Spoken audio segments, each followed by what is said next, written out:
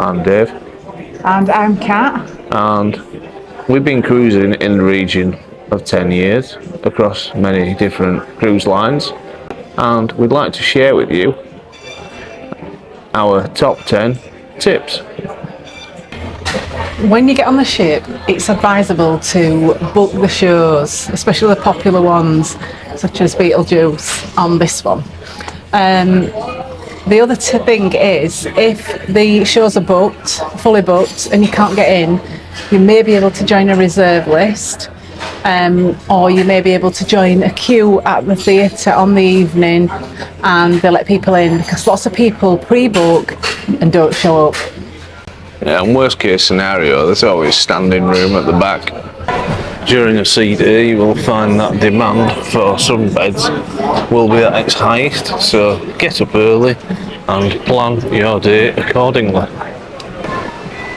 When selecting your cabin, you will find that the midships, i.e. middle of the ship, and aft rear of the ship are the most stable cabins available, and do take particular care to avoid selecting a cabin with a noisy venue either above or below it.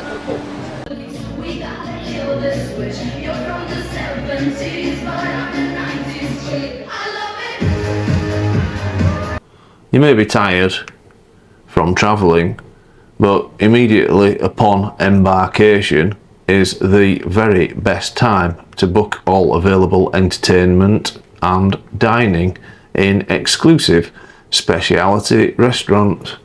But do remember, on sea days, the demand for everything will be at its highest.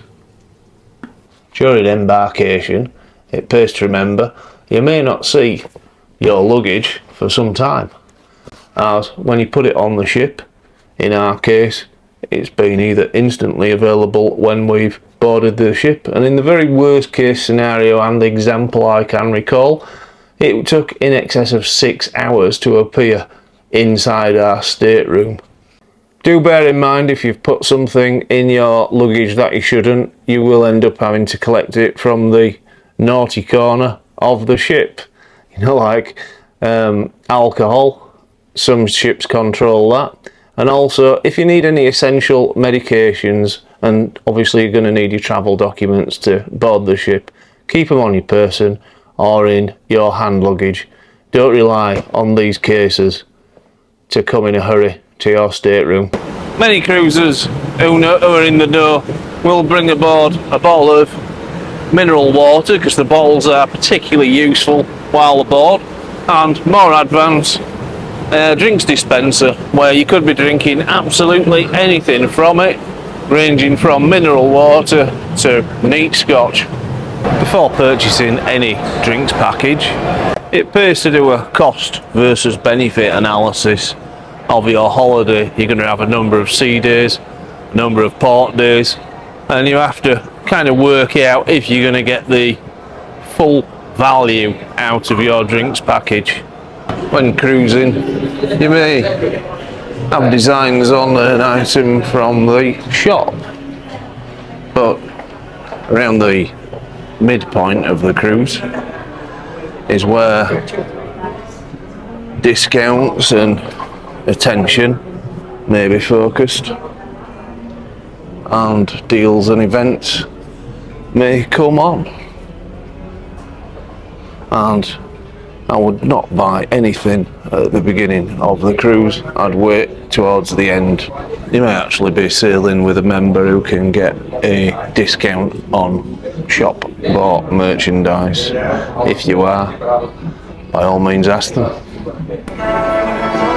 Saving money on trips. It is possible to save quite a few pounds on trips, and just by organising them yourself. I mean, we recently organised, there were 6 of us, we organised an excursion to Iceland, and the total cost was less than a third of what a cruise line would ask for it. And there's a lot of information about online. Yeah, there's a website that I tend to go on. It's called What's in Port, and it'll give you a rundown of what's in the port. It'll give you a port map, any transportation that you might require, things that are nearby, how to organise your own little trips and things. Do remember, it can be a little bit dangerous doing it if you don't have much time, and you are taking a bit of a risk because the ship might not be there. But if there are any overnight stops, there's really very little to hold you back, because you've got a lot of time to go plan your day activity, get it done, and return to the ship. And it really takes all the pressure off when you know the ship's going to be in port for a full night. So another way to engage and interact with other cruise members is by joining social media groups. So you can see roll calls on Cruise Critic and the websites like that. You can put your name down and they start doing exchange, things like gift exchange, a meet-up when you get on board.